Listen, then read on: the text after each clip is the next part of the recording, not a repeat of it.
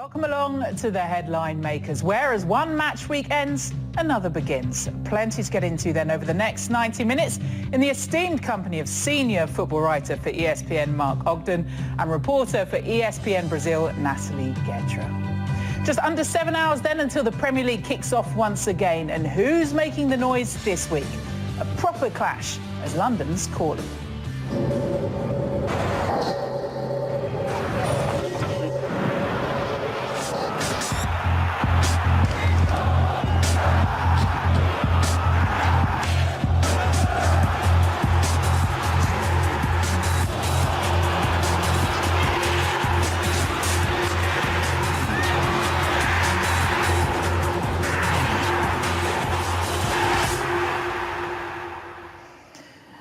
Very different position in the table to where we're used to seeing Chelsea and Arsenal, but nonetheless, this has got a bit of everything still on it, Mark, hasn't it? It does. I think Chelsea's recent run has left them in looking over the shoulder maybe at the Champions League qualification. Arsenal, their season's been a disaster so far. I mean, there's no other way to describe it. They've lost a manager, they're struggling to be top 10. There's still doubts about Lacazette and Aubameyang's future in the summer, so they really need to be as high as possible in the league. And tonight, it's a huge game in terms of keeping Arsenal's Champions League qualifying hopes alive. If they lose tonight, they've got no chance. And Chelsea need to put a bit of distance between themselves and Man United and Wolves just to make sure they can stay in fourth. So it's a really big game. But like you say, it's not what we're used to. It's not a title clash or even, you know, one for a big trophy. It's a game between two relatively mid-table teams in terms of the way they're playing at the moment. Use the hashtag the Headline Makers if you'd like, as an Arsenal fan, to be cheered up by Mark and where you are in the league at the moment. Okay, give Arsenal some joy then, Natalie. Or not. Yes, or not. No, maybe Okay, yes, maybe yes. No, but the thing is, in the past few seasons, we've seen a lot of good matches between those two teams, regardless of their position in the table. So I'm very much looking forward to this, especially because they have been inconsistent in their own ways, with their own problems. And it's going to be interesting to see how they're going to deal with their own problems one against each other. There's the rivalry. Chelsea fans are always very excited about facing Arsenal, and there are other elements as well. David Luiz coming back to Stamford Bridge, so it's going to be good. Apropos nothing, I heard a little story about John Stones and David Luiz. Imagine them in the centre of Arsenal's defence. Let's not go down that route just yet. This Chelsea and Arsenal then, very different positions we find them in the table. For Chelsea, is this an element of maybe a bit higher than perhaps we thought they might be, given all the chopping and changing? Yeah, I think so. I think if you take out the start they had under Lampard, which I think surprised everybody, if you said at the start of the season they'd be fourth going into this game or going into January, you'd be thinking, wow, that's not bad considering where they were last season and considering it's Lampard's first season as a Premier League manager. I think they are performing above expectations, but when you start so well, it means that any drop-off is, you know, deemed as failure almost, because you've started where you've given it away. But ultimately tonight is a game between two young managers, progressive managers that have got less than 2 seasons between them together in the, you know, Lampard had 1 season at Derby, half a season in the Premier League, and Arteta's been managing for about a month, and that shows the inexperience at the top level at both clubs. So they're both in transition, but I think Chelsea are doing better in their transition than Arsenal.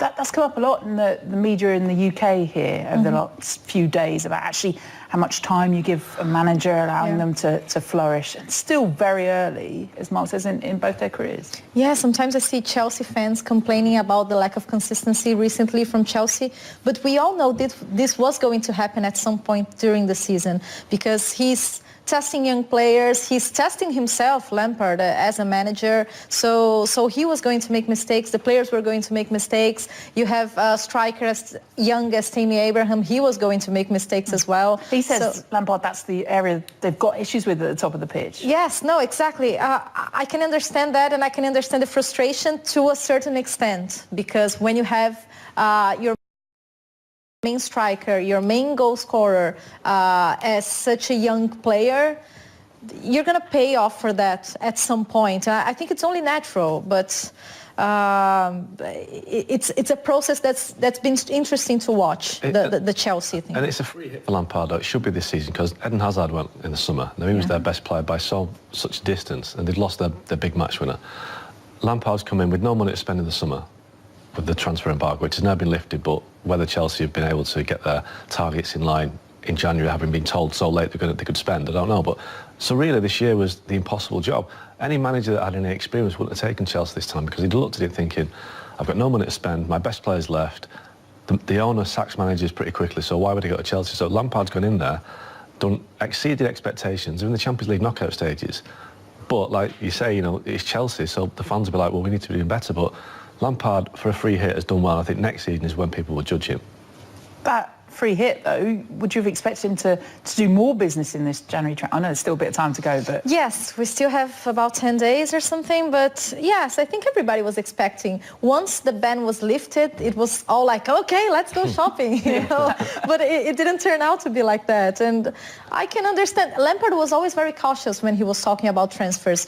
Once the ban was lifted, he was like, okay, we might do some shopping in January, we might wait until summer, but I think the big question mark is regarding the centre forward position, because you have Tammy Abraham, who misses a lot of chances, but I think it's not only on him. I've spoken to a few Chelsea players during the season, and it's been actually a couple of months since I hear the same thing. Oh, it looks like we are always postponing our chances to score. It's like, oh, we didn't score now, we can score later.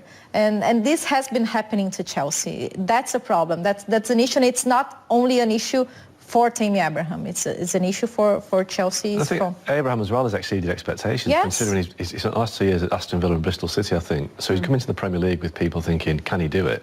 Well, he certainly can do it. A lot of players in the past have had this accusation that they miss more chances than they score, but as long as you score some, that's the main thing. If you miss all your chances, then you've got a problem. So he's scoring goals, and without his goals, Chelsea would have been, nowhere near the top four. But this is the most boring cliche in football, that the January window is a hard window. If you've got money to spend and you've got a target, and you're a well-run club, you get the targets. Liverpool have done it. Liverpool signed Minamino from Salzburg before the window opened. They got their business done. 2 years ago, they got Van Dijk done at the start of the window. So if you're a club that's well run and you know what your targets are, it's a great window. It's a great opportunity to add to your squad. But they've got the benefit of being able to bring in. I'm not saying that Minamino is maybe a player that they don't need to use every game, but a bit like City when they brought Mahrez in. The luxury of having the ability to bring those players in when Chelsea need to fill holes now, rather than just squad players. Yeah, they need to fill holes, and I appreciate that, but they've had long enough to look around thinking, right, we're going to spend some money at some point. Now, yes, January is a difficult time to buy because a lot of clubs are still in Champions League, in Europa League, they don't know weaken the squads, but there are players available, and there are clubs that tend to be in financial difficulty. They want to sell players, and there are deals that can be done. I mean, Edinson Cavani has made it clear he wants to leave PSG. Yeah. Now, Cavani, he's got 6 months left in his contract. Obviously, his best days are behind him, but if you want someone to score a few goals between now and the end of the season, I'd say Cavani's a good bet. They might counter by saying Higuain was a bad signing, Pato was a terrible signing, Falcao was a bad signing, so they've had their problems with short-term superstars, I guess. Yeah, but regarding Cavani, I think there's something that we need to say about him, because I really like him as a striker. I really like him as a player. I think his physicality really fits the Premier League. But he's also a striker who misses a lot of chances. He scored a lot of goals, but don't expect Cavani to be clinical, because he's not clinical all the time. He misses a lot of chances, and he. I don't think Chelsea fans they might take that into consideration. But he's a great option for Chelsea. The problem is, if you have Cavani, let's say Chelsea signs Cavani, you're going to have Cavani and you're going to have Tammy. The idea behind Lampard's ambitions in the beginning of the season was giving more chance to these young players. How much would you divert from that during the season? Because he was really putting his trust on the young players, and Tammy being one of them. So it might be a solution, but exactly. I do think sometimes, though, you could make the case with Man United as well, that you can have too many young players, and sometimes you need that older player to come in and just alleviate the pressure on the younger players, because obviously Tammy Abraham has got a lot of pressure on his shoulders, a lot of expectation to score the goals. If you brought in a player like Cavani, that would make Abraham's life a lot easier, and it would take the pressure off, and it might just help him develop quicker, to know that there's a guy that you can just hang your hat on and say, this guy's done it in World Cups, in Champions Leagues. He'll miss a few, like you say, but they won't all be looking at Tammy Abraham to score the goals. Yeah. Use the hashtag, the headline makers. We are going to talk about United a bit later, and whether they could use Cavani. Well, they can certainly use him, whether they'll get him or not. Chelsea then going up against Arsenal, looking to complete a Premier League double over the Gunners for a record equalling 5th time. Let's hear from both managers. I think his effect was pretty quick. It was quite sudden. I felt it when we played them. I think it was small tactical changes and maybe a boost or an energy boost that can sometimes come with a change of manager. But from his side, I'm sure he wants a lot more time. So I think they are a good team. I think he is a good coach, and he does deserve and will get time obviously to get it right. But I think already he has had an effect, and I'm under no illusions about how tough the game will be. Well, I think it's different from there to now. I loved the first 30-35 minutes, the way we went about it, how aggressive we were, how much we wanted to attack them, put them under pressure. It's the kind of win that we wanted to play. After that, we had a little bit of a setback. They changed the system, and we found it a little bit more difficult to deal with that. We started to defend deep without really considering anything, and had some great opportunities on the break as well. But I think physically as well, on that moment, it was harder for us to try to maintain the same amount of energy, and against Chelsea, that's vital. Chelsea-Arsenal then kicking off the next few days of Premier League action. Let's get the view from Nigeria ahead of what is, traditionally at least, a huge game worldwide. Oluwashina Okeleji joins us on the headline makers from Lagos now. Hi, Oluwashina. Hello, thanks for having me. It's always a delight to talk to you. Now, is there as much on this game, at least as much hype that you're hearing as we normally hear around this fixture? Well, under Arsene Wenger and Jose Mourinho, this seems like the biggest fixtures when it comes to London. When you get, Chelsea, undoubtedly, the most successful side in the Premier League compared to what Arsenal have managed to do. Then you had Arsene Wenger, and then you had Jose Mourinho. But I think the kind of expectations have actually been lowered lately because of the performance of Arsenal, as well as changes around Chelsea as well. For Arsenal then, we focus quite a bit on Chelsea. For Arsenal, just how key is this with them sat 10th at the moment? I know, hard to believe for Arsenal fans. Unbelievable, and their fans across Africa are really frustrated. Some of them thought maybe they've got the magical wand of Mikel Arteta when he took charge of the squad. But of course, you have to come to terms with the reality that a game of this magnitude is very important for Arsenal. They need a win. If Arsenal could come to the Emirates, if Chelsea could come to the Emirates to beat them, I think they also believe that they can actually go out and get a victory over Chelsea. Arsenal under Mikel Arteta, we've seen the changes that we expect from the manager in terms of how organized they are. A shift away from Unai Emery, when sometimes they play like they are a team under pressure, and also, of course, sometimes they play like they are a team that really don't know why they are on the pitch. Oluwashina, how important would it be for Arsenal to get this win under Mikel Arteta? Because it's been only 2 wins for him, one in the FA Cup, one in the Premier League. So in terms of continuing his work at Arsenal, he's shaping up the team. How much confidence would that bring to Arsenal in this process? A lot of confidence, especially from their fans. Arsenal fans, Arsenal TV and what they do all the time on social media. A win is going to be a big one for him. He needs one against one of the big teams in the Premier League to actually get the fans on his side as well. Even though some of them are relatively calm, thinking, you know what, it's too early to be asking of him, a win against, a big team like Chelsea. But of course, a win like this would do them confidence. It would also give them the bragging rights over Chelsea, because some of the Chelsea fans find it easy to ridicule Arsenal, saying, we can even bring back Didier Drogba to come and punish Arsenal once again. So for Arsenal fans, this is a very key game and a very big one for them.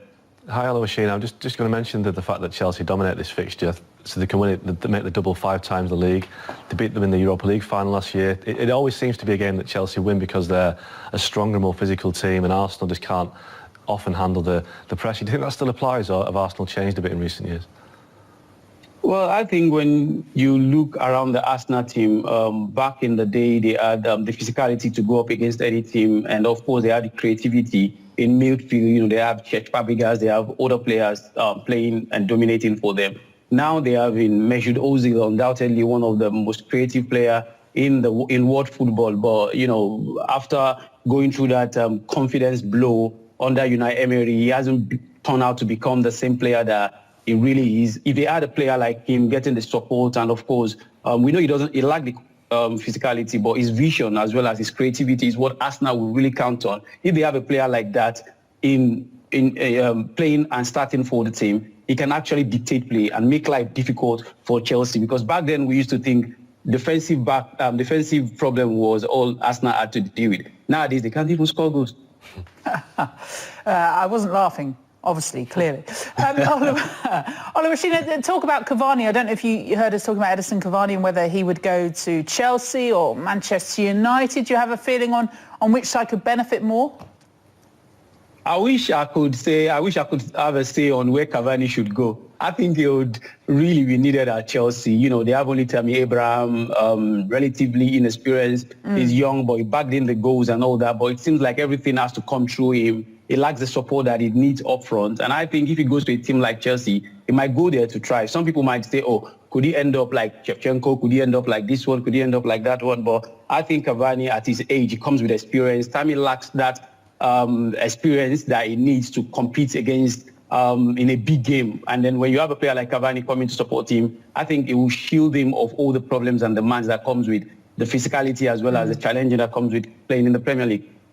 Oliver Sheena, thank you. I said a delight. I mean it, a pleasure. As always, we will check in again with you soon. Oliver Sheena Okoledi joining us from Lagos. Hashtag the headline makers, Chelsea or Manchester United. Cavani, either of you want him? Who wants him to come in? Both clearly need a bit more up front. Let's return to the subject of Arsenal, because that point about structure, as Ozil said, that they're back to the old Arsenal ways. We're trying to find that soul of Arsenal. Staffy as well, so they've got more structure under Arteta. So it sounds like, at least off the pitch, he's doing things that are changing. Yeah, he made an impact in terms of the mood.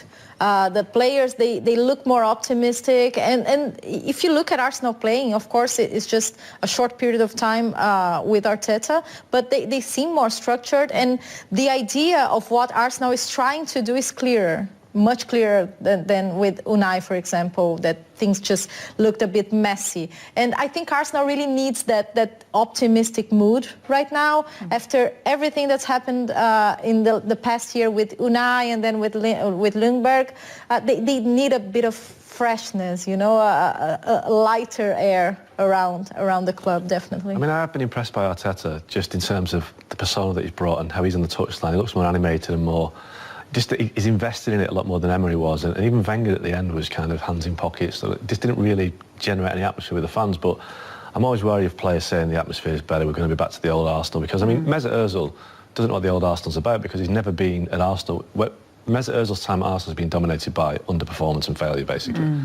The real Arsenal for me is the Invincibles, Thierry Henry, Patrick Vieira. I know it's going back maybe 15, 20 years now, but Arsenal, for me, that is the Arsenal team that they're trying to get back to, not the Mesut Ozil team of just flattering to deceive, losing all the big away games as they did under Wenger with Mesut Ozil and the team. So, you know, Mesut Ozil hasn't wanted to be there for quite a long time. So whether he's top at the real Arsenal, I think it's just hollow words. Yeah, the thing is, I think fans are really looking forward to see Mesut Ozil back to his good old Mesut Ozil days. And we're still waiting for this. But of course, I think that he can benefit from a good relationship with Arteta. They play together. That can benefit the team as well. But we're still waiting for it. So we need to take our time with Arsenal's Arteta. Well, those stats about 43 Premier League appearances, the 5 goals, the 4 assists as well. That's just not enough as a return. He's an outdated footballer, Mesut Ozil, for me, because now it's in the last 3 or 4 years. Maybe it's the Guardiola influence of the Premier League. Teams work so much harder now. Every player on the pitch has to work really hard and track back. You know, even at Man City, Pep made Aguero work harder. That's what you need. And Mesut Ozil. So you can't just build a team around one player now. No, because too often the big teams nullify Mesut Ozil because they know what he can't do and they make sure that that's all he does. So he's a great talent, but he's just not equipped for the modern game. And I mean, I remember when he was fantastic at the World Cup in 2010. That's 10 years ago. The game's moved on so much, and Arsenal will be better if they get rid of Mesut Ozil, forget about him and move on, because he's not equipped for that, not Mikel Arteta team. Is Martinelli then the future that they start building around? Ian Wright of this parish said that he's been communicating with him. He's talked to him about different areas to work on. Yeah. Is he one of those players that Arsenal can now look to? Definitely. I think fans are very excited about Martinelli, and they should be, because Martinelli, he left Brazil in a very young age. He's only 18. But during his growing up period in football, he was prepared to play in England. That's a curious fact about him growing up as a player. The team that he used to play, they have this program where they send players sometimes to play in England. So he spent some time in Manchester United. He went to Barcelona to train there as well. So he was prepared to come to England ever since he was a very young player. And now he's here, and that's why he seems so ready, because he knows all about the physicality of the game. He knows what is important in the football that's played here, and his mentality is really good as well. His family is very united and grounded, and they definitely help him in this settling in process. So And I the think fans will love that, won't they, as well? They'll love that he's been a student, as it were, of the game. Absolutely, and he shows will. He shows like the he wants to get it right, and he's always running up and down the pitch. So fans obviously like him. Oh, it's a big thing, you know. Fans do that. Does cover a lot of. Oh, we're quite simple, aren't we? Yeah, absolutely. Yeah. And sorry to harp on the Mesut Ozil thing, but that is exactly what Ozil doesn't do, which is why at times the fans get onto his back, because if you can show that you're trying hard and you show that you're putting everything in like Martinelli does, the fans will give you a lot more time to perform. Too long in recent years at Arsenal, a lot of the players have just gone through the motions, looking like they don't care, looking like they haven't got an attachment, and they look at a team that's beaten too often when they're playing against a good side. With people like Martinelli in the side and Maitland-Niles, the young kids that have got a bit of passion, it makes a difference. I know we said it's very unfamiliar territory where they are in the table, but the one thing that remains is we have no idea which way this game's going, do we? I mean, it's probably as unpredictable as we've seen in the past. I think with it being at Chelsea, I think Chelsea might win. Really? Yeah. I mean, I'll give you Exhibit A, Southampton, when they went to Chelsea. Yeah, and West Ham. But I just think I'm thinking more of Arsenal's kind of Achilles heel and their shortcomings. But when they've got Aubameyang and Lacazette scoring goals, they're always a danger. But I do think that whenever Arsenal away from home against a top team, it's predictable. He started as he finished. Go on. Yeah, no, well, Arsenal played really well against Chelsea. They lost. It was very unfortunate, actually. I think Arteta has been unfortunate a few times, because in terms of results, his statistics are not that good. Just 2 wins, and one of them was not convincing at all, the FA Cup against Leeds. Like Leeds could have put the game to bed on first half, and they didn't. But in this case, in the match against Chelsea, I felt for Arsenal, because they put up a good performance. Maybe they can pull it off this time, right? I love it. You've become, I said senior football writer, you've become like the granddad who just mutters things every sort of Grumpy old man. I'm saying nothing. Not at all. Just love aplenty in this room, clearly.